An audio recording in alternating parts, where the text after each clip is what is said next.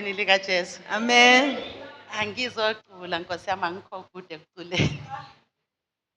Ngiyabingelela ubaba nobaba uMlotshwa labo mama bengekho egameni likaJesu. Haleluya. Singahlala phansi bazalwane.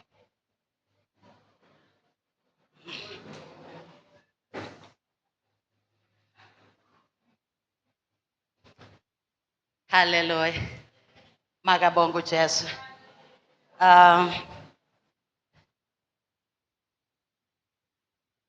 Bazalwane, ngisemncane kunenkonzo.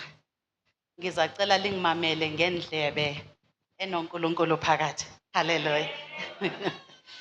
Sisimabuthi, ngizacela ungisize Genesis chapter 32 iverse ngelika 22 sisiya ku 28.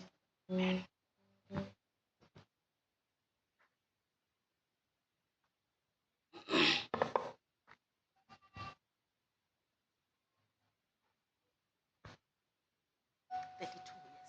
32 verse 22. 3222 to 28.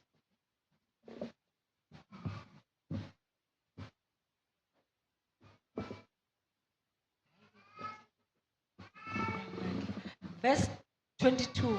Wavuka ebusuku wathatha omkakhe ababili nezincekukazi zakhe ezimbili nabantwana bakhe abayishumi wawela ezibukweni elithiwa iJeboki. Wabathatha wabawelisa emfudlaneni, wakuwelisa nalokho anakho. Wasala yedwa uJakobe, wabambana naye umuntu kwase kwasa. Esebona ukuthi akamahluli, wathinta esikhoxeni senyonga yakhe, waphinyazeka uJakobe esikhoxeni senyonga.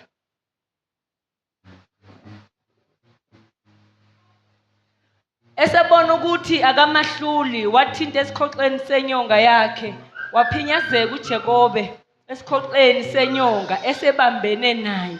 Wayesethi angihambe ngokuba sekuyasa, kepha wathi anginakukuyeka ukuba uhambe ungangibusisanga. Wathi kuye, ungubani igama lakho na? Wathi nginguJakobe. Wathi igama lakho alisayi kuthiwa uJakobe, kepha uIsrayeli, ngokuba ulwile noNkulunkulu nabantu wanqoba. uJakobe wayesembuza ethi, ake ungitshele igama lakho. Wathi ubuzelani igama lami na? Wayesembusisa khona. Jakobe waqamba igama laleyo ndawo ngokuthi iPheniyeli, ngokuba wathi sibonene noNkulunkulu ubuso nobuso, nokho umphefumulo wami wophulwa. Ilanga laphumela esadlula ePheniyeli, waqhuka enyongeni yakhe. Ngalokho abantwana bakwa-Israyeli abawudli umsipha wenqulu esesikhoxeni senyonga kuze kube namuhla, ngokuba wathinta isikhoxo senyonga kaJakobe emsipheni wenqulu. Haleluya. Makabonga uJesu ekuseni. Bengizothi mina kuyaphileka kuNkulunkulu noma izimo zingamake sense. Esho sisimabuso ekuseni ethi ezinye izinto azimake sense. Sibona indoda enguJakobe eyayisiyabhekana lesimo esinzima, yayingazi ukuthi izofica kuhamba njani phambili. Siyibona iyakhuphukelisa umndeni wayo ngalena nezimfuyo yakhe.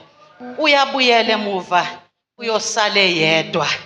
Mayebuyela emuva, ngiyacabanga engqondweni yakho uyayibuza ukuthi kade Thixo lesimo engiyobhekana laso ngale ngizozihengla kanjani.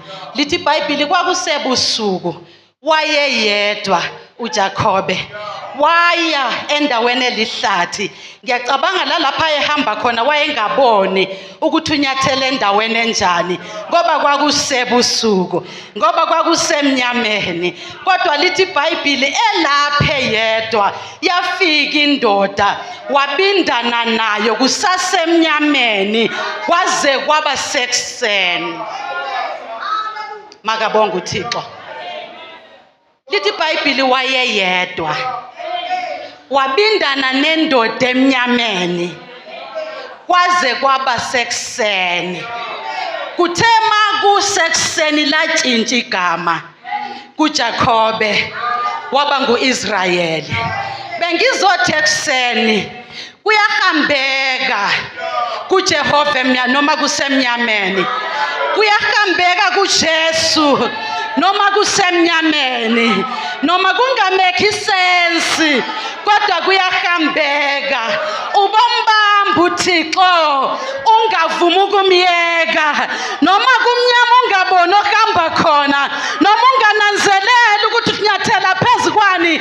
Ngiyacabanga uJakobe ngesikhathi ebambana lale ndoda akhona amevayo emhlaba, mhlawumbe ayekhona amagoda ayenyathela kuwawele, mhlawumbe zazikhona inyoka ezazifika zimbambe, kodwa wayibamba le ndoda wathi angizukukuyeka ungangibusisanga, angizukukuyeka uhambe ungakasitshintshe sami isimo. Kwakuyingoba uJakobe wayi-understanda ukuthi isimo sakhe asivumi aqhubeke ngohambo engakathintani nanendoda, engakabambi uThixo kuze kukhambeke phambili, kuzabe kwazi lapha ayakhona ukuthi kuyofika kube njani. Ngiyacabanga ukuthi ngabe uJakobe wathi ebona isimo sinjalo wesaba, wathi mhlawumbe le ndoda embambana nayo inamandla kakhulu, ake mhlawumbe ngiyiyeke ngiqhubeke ngohambo. Kodwa wathi angizukukuyeka ungangibusisanga. Ekuseni ngizothi awumqonde uThixo lesimo sakho esinzima awuze kuye, lesimo sakho sinjalo ungabaleki ngoba kuzokwenzeka ekuseni lutshintshe udaba ngempilo yakho. Lithi joy comes in the morning. Kuningi ongabe udlula kukho manje, kodwa ungabaleki kuJesu, ungabaleki enkosini. Okwakho ukujabula sokuseduze. Hlala ubheke kuJehova, hlala ubheke kuye noma kunzima, ungabheki eceleni. Ingikhumbuza indaba kaRuthe ngesikhathi ekhothoza ensimini edobhelela okuncane ayekubona, wayenga-understandi ukuthi kuyini okuzovela after that. Wayengazi ukuthi umusa useduze naye, wayengazi ukuthi kujabula kwakhe sokuseduze. Akazange asuke esiporweni kodwa wahlala wadobhelela kuleyo ndawo until umusa waze wafinyelela ngakuye.